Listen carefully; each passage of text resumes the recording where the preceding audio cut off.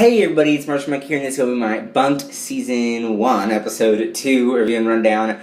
This looks a little different because I'm filming on my new iPod 5. It's an early birthday present, kind of. It's not my main birthday present yet, I opened it early. The camera kind of looks weird, and I'm kind of looking this way, because I usually have the camera the other way, so I'll have to situate this all out. And I'm also getting my editing apps back and all that stuff, and I have to go through music, and you guys know how it goes when you get a new thing, and you have to go through everything, and it's just so boring, and it's like, oh my gosh. But yeah, this is supposed to be, I think, 720p or whatever they call it, so it should be a little bit more better than my iPhone 4 in terms of video quality, and it's 64 gigs, so I can be able to film a lot longer videos if you guys would like longer videos as well.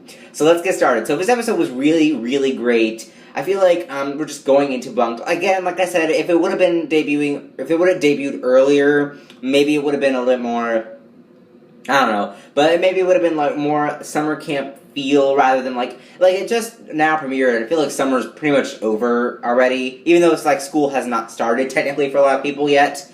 Not me either, hasn't started yet. So I feel like, but it's like around the corner. It's like maybe like, it depends where you are really, but I think for where I am, for public school kids, it's like next week or whatever, I don't know. So it feels like this is really not the time to have a summer camp show when you could have had it a long time ago. But like I said, they were finishing up Jesse. My theory is they have a bunch, like, they ended Jesse early. My theory is they still had more Jesse episodes to air, but Bunk'd was going to air, so they put it earlier so that way it would still be like a summer, kind of summer show in the summer, yet technically it really isn't. So when you think about it, it's really just, you know, things with like, you know, schedules and time and all that stuff. That's my theory of what happened. So that's where we're getting a little bit later. Well, let's talk about this episode. So this was a really good episode. We got all the cast here, especially Gladys as a guest star.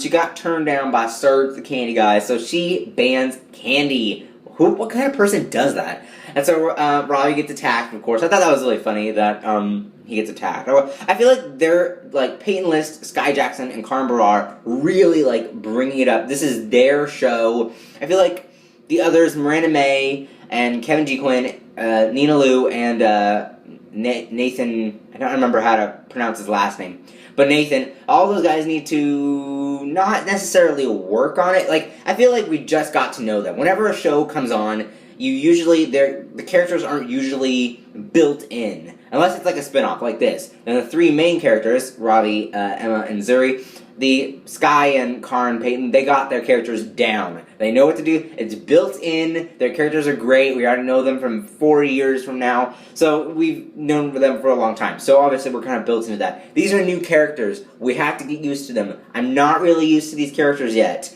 When it comes to these characters, I'm not used to them. We had to get used to them. So for me, I feel like Miranda May, really great as Lou. I feel like I'm almost down with her. Like, she's a pretty good character.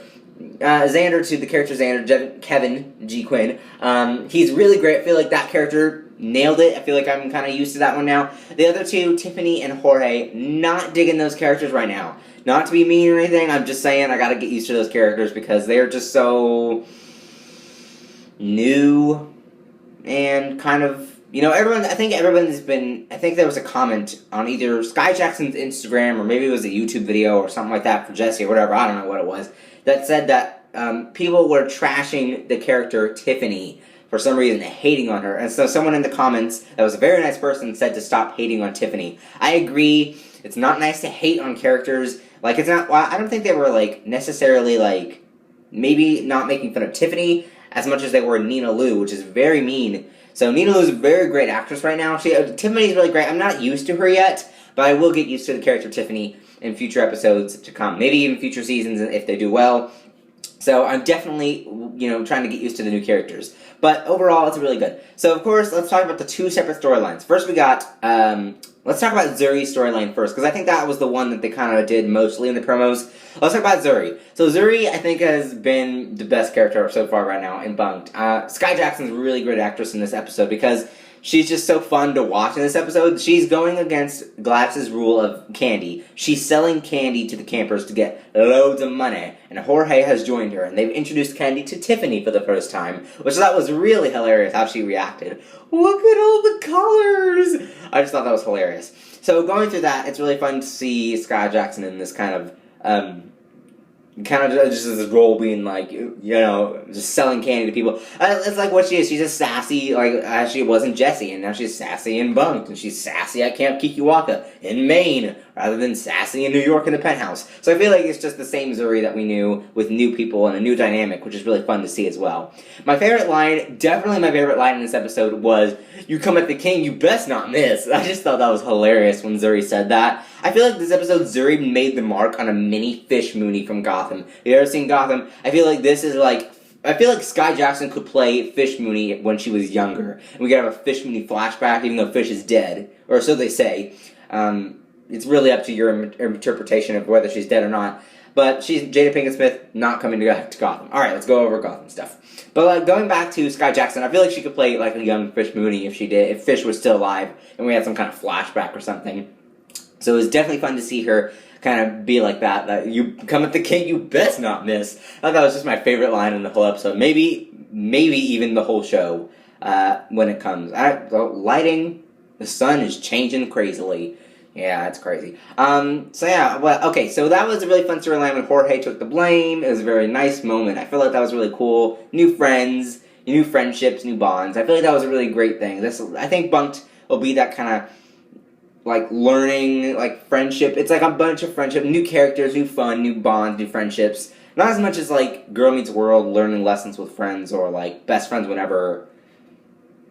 Not that kind of friendship, but more like, new friendship. It was very nice to take the blame off of Zuri, which is really cool. Tiffany, of course, gets off her candy problem, which is good. So it's all good under the hood. Now let's talk about Emma and Ravi, that situation. So Xander asks Emma out on a date, and of course Ravi misinterprets like their language, their conversation, Lou and Xander's conversation in the bunk. He jumps in poison ivy, or I guess it would be the cabin, not the bunk. Sorry, the cabin. Then he jumps in the poison ivy, and he gets scratched all up in his face. And then they're like, we should really cut back this poison ivy. Yeah, that's probably a dangerous thing to have poison ivy around, like right where people could walk, technically. And then, let's see, what else happened? Alright, so then he goes to Emma, and then Emma's just, like, laughing up a storm. Like, are you going to clown camp? This is not happening. Definitely not happening. Of course, I like the part where she beats Xander with a branch. That must have really hurt. If that was real life, that was a real branch, I'm pretty sure it was just a prop, and it was, like, maybe, like, styrofoam or whatever they make props out of to make it look realistic. I'm pretty sure that was fake. But in real life, that would hurt, like, so much. And so, it's really cool just to see how that all worked with that fun storyline. I feel like Ravi third wheeling again is just so much fun. Actually, Karan Brar tweeted, or maybe it was on Instagram, where he said he'd be third wheeling in the episode. And of course, we hear. And of course, in this one, we hear the intro. We see the intro, which is really fun to see. I actually already saw it. I saw Bunk'd.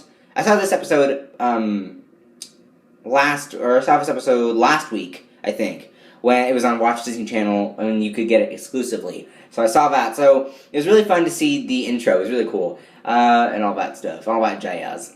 So, yeah. Alright, that's pretty much it for the episode. It was really great. I feel like pretty much kind of like a A+, kind of. It's really, I can't wait to see what happens next week. Next week is the Canoe episode. I'm super excited to see that as well. Girl Meets World, I haven't watched the episode yet. When I went out of town, it was crazy, because we were driving for 5 hours, so I really couldn't make any videos. I haven't seen Girl Meets World, and I'm kind of going to go see Fantastic Four. Everyone's been trashing it on the internet, but I think it's still a Marvel movie. It still has superheroes in it. It still has some pretty cool stuff, even though it's not in the MCU. But it still has Marvel characters in it. So I feel like I'll go see it, just give my opinion of it. Even though people have been saying it's like the worst movie yet, I feel like it'll be A-okay for me. I feel like it'll be an okay movie. So I'm going to go see that, see how good it is, post my review Sunday. Maybe along with Girl Meets World. Yeah, probably along with Girl Meets World. I don't have time to watch the episode. So Girl Meets World and Fantastic Four will be coming tomorrow. And the whole week starts over. I'll try to get the editing apps all set up. You know, I just got back from out of town. I just got this device. I'm just now putting together all the stuff, so it's going to take a while for me to absolutely, positively get everything down. So thanks guys for watching. Like and favorite this video. Don't forget to follow me on Twitter, Instagram, and Vine. All those links are down below. There are links up there as well. You guys go check that out. And comment down below like I said. And subscribe like I said. And I'll see you guys later. Bye-bye. Turning off this device.